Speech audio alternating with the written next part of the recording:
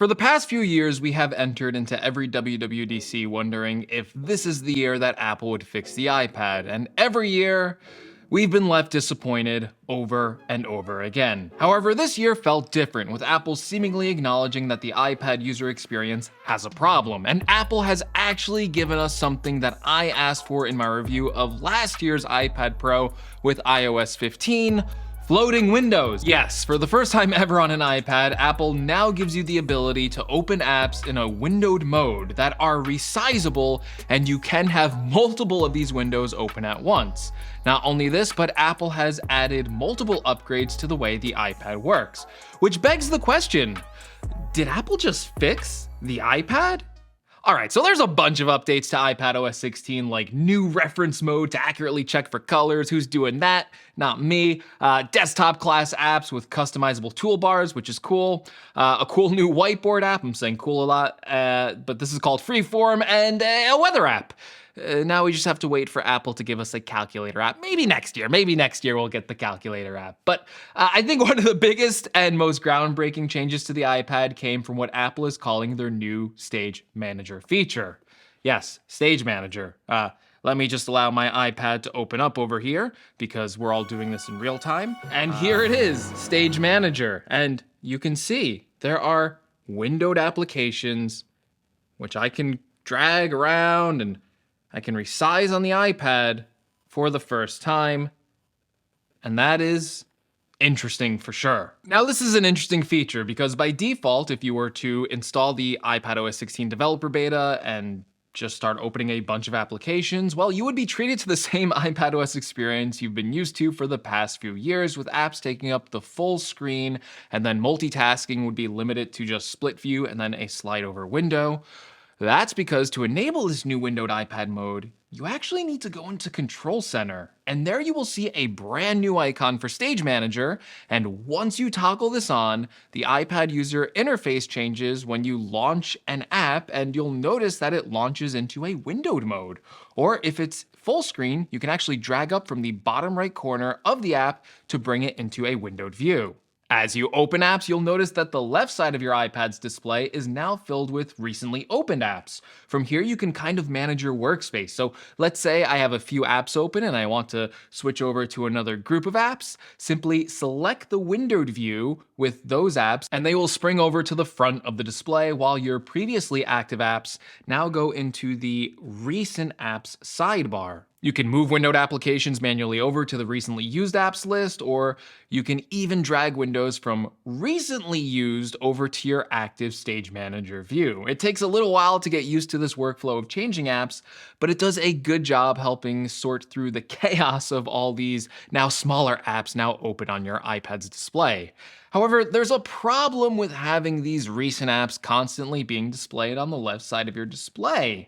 That's because the display area for recent apps reduces the screen real estate, meaning you can't drag applications over to that side of the display. And it already reduces the small size of your iPad's display. I found this experience downright cramped on Apple's largest 12.9-inch iPad Pro, and I couldn't even fathom how this experience would feel on something as small as the M1 iPad Air. Thankfully, in the current iPadOS beta, you can remove these defaults by long pressing on the Control Center icon. And my recommendation for anyone that wants to use this new feature is to turn off the recent apps list and the dock. By turning both of these off, you get to utilize the full size of your iPad's display. Then if you want to resummon the dock, you can simply swipe up with your finger to show it, or if you have a Magic Keyboard, you simply move the cursor down to the bottom of the display, which will also activate the dock. You can also move your mouse to the left side of the display, and that does show the recent apps as well. So you can manage your recently used apps still without it being a persistent view that constantly uses up display space. However, at least in the current beta, tapping or swiping your finger on the left side of the display does not activate the recently used app selection. This could be a bug, but I hope Apple enables activating this somehow without a mouse cursor for when you plan to use your iPad as an actual tablet. I mean, who's going to use your iPad as an actual tablet when you got a Magic Keyboard, right? Yeah, I still like to remove it and use it as a tablet, so we should be able to activate pretty much anything just by using our fingers. I would also recommend going to the display settings and scaling the resolution to show more content on the display, which is also a new feature in iPadOS 16. Now, the general experience with working with windowed apps on iPadOS is both great and really, really frustrating.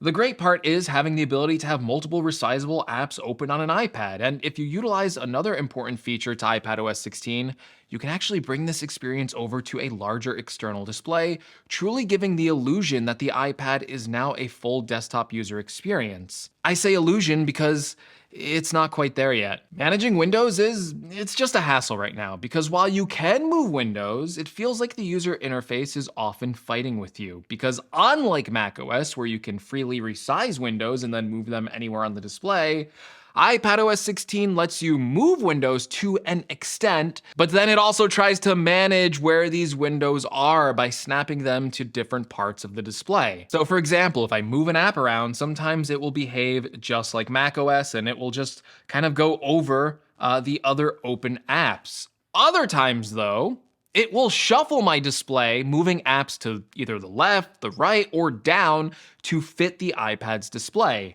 This quick reordering of apps is jarring, and it really breaks the experience of managing windows. It's also not very consistent, like I mentioned before, so I feel like you can get different results depending on how you resize windows, and I never know what a window is going to do as I move it to one side of the display, with sometime the window even completely just disappearing into the recently used apps area. Now, while the resizing and moving apps works well enough for a mouse or a trackpad, using touch to manage these windows is even more frustrating and goes against decades of user interface design of how we expect to be able to resize and move windows. For example, with a trackpad, I can drag the cursor to any edge of the windowed applications, click and hold and start dragging to resize the window. That's the expected outcome, but if I go ahead and use my finger, while touching these parts of the display might activate some gesture that the application uses, it might move the window or it might do absolutely nothing, which is usually what happens when I touch the side of these open windows. If I want to resize the window using my finger, I can only use this one specified area in the bottom corner of the windowed application.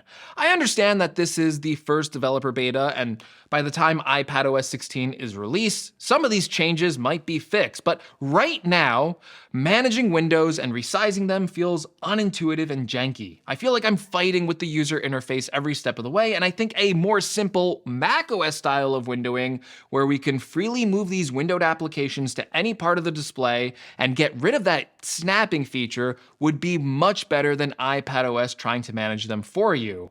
I'm also not a fan of the current limits placed on the multitasking system. Currently, you can only have 4 applications in view in an active Stage Manager session, or if you're using an external display, you can have 8 of these applications open at once. But just using the iPad, when you open that 5th app, it will boot one of those apps from the iPad's desktop. Well, not really the desktop. I don't know what this view is. I guess it's Stage Manager, but it boots what appears to be your oldest open app and then places it into the recent app area. To make it worse, moving between these recently used apps will also pause media-related websites like YouTube if it's not in the active Stage Manager area.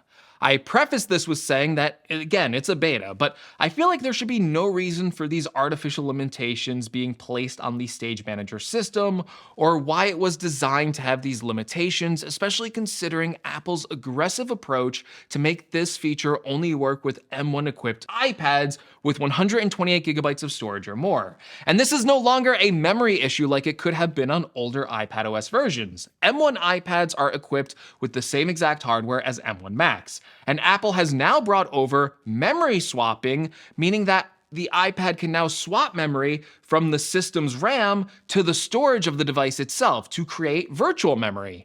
Basically, with this system intact, the iPad should pretty much be able to do anything a Mac can do at this point when it comes to memory management. And we all know there's no weird artificial limitations placed on a Mac when it comes to how many windows you can have opened at once. Honestly, the Stage Manager feature, as it's built today, does not even feel optimized for iPadOS. It feels like it was made for an entirely different operating system altogether.